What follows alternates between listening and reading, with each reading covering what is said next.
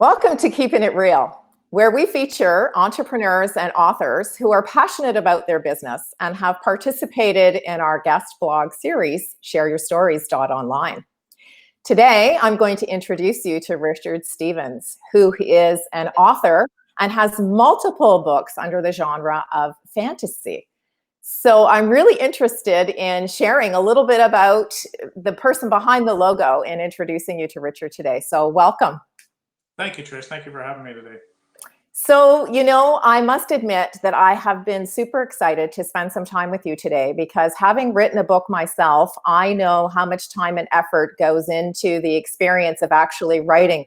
But you have done multiple books. So tell us a little bit about your experience as an author and how many books you've written to date. To date, I've got 10 published. The 11th one is slated to be published at the end of July. My journey as an author started when I was 9, and I was a bored child. I wanted to do something with my summer vacation, so I wrote a Hardy Boys book with myself and my best friend as Frank and Joe Hardy. And my writing evolved from there, and I had a career and 5 kids, and they kind of take precedence over everything I was doing. Writing was a hobby for me. And then about 3 years ago, 2017, we were in a position that I could retire from my job at the police service, and I decided to write full time. So with the support of my loving wife, I'm able to pursue that dream. And I published my first book in the fall of 2017, and I haven't looked back. So writing full time, it certainly expedites the business. For sure. So tell me, 10 books? Seriously, 10 books since 2017? Well, the first one I started Soulforge when I was 17. So that book actually took 35 years to write. Aha. And then, I didn't have much time to write them, so I'd do it a little bit here, a little bit there. And then I wanted to write the backstory of a couple of the main characters just so I knew them better in my head. So when I was writing the story. So I wrote 2 short novellas as well. And in 2017, I had the 3 of them sitting there. Mind you, they needed to be professionally edited at that point. And so in 2017, September, I published The Royal Tournament, and that's a loosely edited, kind of omniscient point of view book. So I did that so I could just learn the ropes on Amazon and make my mistakes with something. Not that I don't care for the book, but it wasn't Soulforge, it wasn't my baby. So I cut my teeth with my 2 novellas to find out the marketing side of being an independent author. An author, yeah. So tell me a little bit about inspiration, because, we all hear and read the articles about folks who write full time. And the first thing that comes to mind is writer's block, right? So you're sitting in front of the computer, or if you do the traditional way with a paper and pen, and you're looking at a blank screen or a blank sheet of paper, and you're like, oh my God, where do I start? So where do you get your inspiration?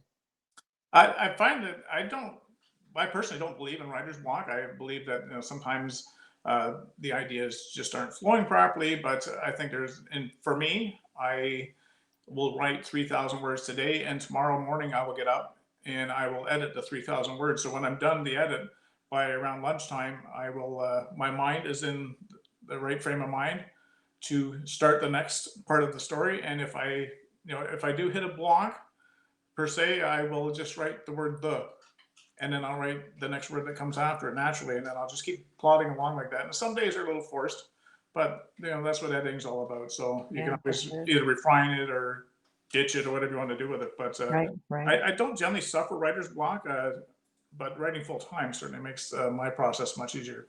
So do you find that you storyboard? So, when especially in the fantasy epic world where you've got multiple characters and you have lots of activity going on, and, sometimes you're talking about scenery, sometimes it's dialogue. So do you storyboard the entire story for that particular novel at the beginning, or is it just a process that sort of evolves as you write? No, I am a full-blown pantser. So I've got a main character, and I open up the door and I kick him in the butt out on the world, and we discover the world together. We discover what he's going through together, or she. I generally have the ending in mind, not always, and a lot of times that ending changes because characters have a mind of their own. But no, I'm a pantser. But as I'm going, and as soon as I write something about that character, his brown eyes, long hair, whatever, I will enter that into an Excel spreadsheet. so the main characters I obviously know, I don't have to refer back to it generally unless there's some kind of quirk that they have. But all the minor characters that come and go in the story, every time I come up with a new character, it goes on my Excel spreadsheet. It's all alphabetical, so I can just refer to it, and it has physical description, clothing, and whatever other important facts of them. So if I'm 10 books in a series, and all of a sudden Rika Draktrine comes back in the story, I'm like, oh, gee, what is peculiar about her that would make her stand out in the reader's mind? I can just find it right. Now, I've heard some folks say that when they write in the fantasy epic world that they use people from real life experience. They have a quirky characteristic, or, there's something about them that you think, wow, that person would make a really cool character. So do you find that you get your inspiration from people that you meet in real life, or is it strictly your imagination? I believe I probably do. I don't put any conscious thought into doing that. A lot of my characters are named. They're like Rika, who's the main character in my Dragon series.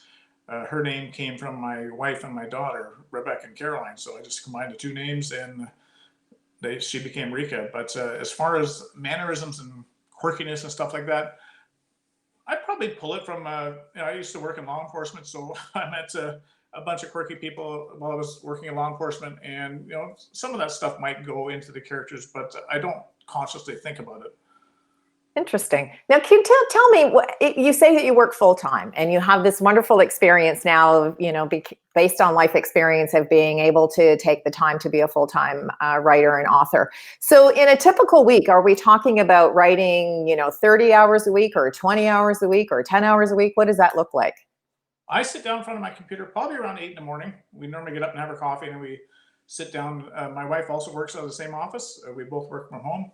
And I will do the marketing part and the social media stuff and all that stuff that I don't really enjoy doing in the morning. And then I'll do my edits, and then I'll start writing generally just before lunch or just after lunch. We'll go for a walk, and I'll write all afternoon. And depending on what's on our schedule, once supper's over, I'll sit down, maybe write another hour after that. So I do it full time. And sometimes we're in the office from 7:30, 8 o'clock till 8 or 9 o'clock at night. It all depends on how things are going with both of our businesses. So, it's really interesting that clearly it's a passion, because there's absolutely no way that if it was sort of a hobby lifestyle that you would be able to not only make a dedication to the number of books that you've published, but to the time element that you're investing in each of the individual stories. But one of the things that I was wondering if you could share with our listening and viewing audience is, you've talked about doing social media and all of the sort of marketing so the book is just one piece of the puzzle, right? Mm-hmm. You've got this wonderful masterpiece now at the end. You've picked the cover, you've done your bio, you've switched it up, you've done all the visuals. Now, what do you do with it? So can you, for those folks who may be thinking that they have a book in them and they'd like to begin that process, maybe give them a little bit of the background into the marketing that goes, sort of the engine that goes behind selling the book. Yeah, I'm certainly no expert in marketing, I'll tell you that right now. As soon as the book's done, you got the editing process to go through, and the marketing should probably be started at least then, if not beforehand. So you want to get the hump, or what I can't even say it. I'm a writer and I can't come up with these words, but you want to get the buzz going. That's what I'm looking for. Sure. Yeah. Book probably 4 to 5 months beforehand. Just let people know it's coming, what it's about. Right. Try and get people excited about it. I don't do that well. I know what I should do, but actually doing it is different. I'm trying to master Amazon ads. I don't think I'll ever do that. And we're trying to dabble in Facebook ads, which is even more daunting than Amazon ads. But there are a bunch of resources out there. Some are free, where they give you kind of the nuts and bolts of what you can do, but they don't flesh out the deeper nuances unless you actually pay for the course. But yeah, you can make a living being an author. You're going to have a good quality product, and you have to have a good cover. When they say you don't judge a book by your cover, I totally don't agree with that. Right. When people are looking for a new author, no one's heard of Richard H. Stephens. If they don't like my cover, they're not looking at me again. So yeah, that's true. They need to see my cover, and then that might draw them in to look at my blurb and look at the back of my book and maybe look inside when you're on Amazon. But the cover is certainly the first thing that draws the person in. So you want it on target. I'd write about dragons, so there's got to be a dragon on there. It's got to look fantasy-esque. So sure. So much to learn. Something we certainly couldn't discuss over the next few minutes. So tell me, if you were, you've mentioned that you've published 10 books, you have the 11th sort of in the hopper, and it will be out soon. How many do you see in your series before you will kind of either move into another dynamic as a writer? Do you see this moving on for another 5 years or 10 years? 5 years for sure for the same series. But when I write the series, I write them generally in trilogy. So the three Okay. chunks. So you get used to Rika in book one and all the characters that come along with her. And at the end of book three, the story winds itself up and ties up all the loose ends, and that story's done. And then I will go on to a different point in time in the same universe. And stuff that Rika and all her friends have done is obviously the history of the next series, but the next series will be standalone on its own as well. So it's kind of like Terry Brooks. Terry Brooks is my inspiration into fantasy. I love his books, and he's just winding down a Shannara series, and he does that too. He's got the same storyline that goes throughout the whole universe of Terry Brooks, Sword of Shannara, but they come basically in 3-book chunks. Right. So you can start with Shay Olmsford and Sword of Shannara and end with him in Wish Song of Shannara, and you don't have to read anything else, and you're satisfied. But if you really are invested in the series, then you can go on and find out some more about it. Right, right.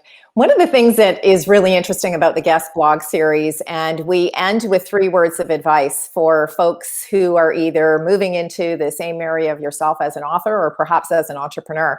And your 3 words are pretty amazing, and they say believe in yourself. So tell us a little bit about why those 3 words are really important to you as an author and an entrepreneur.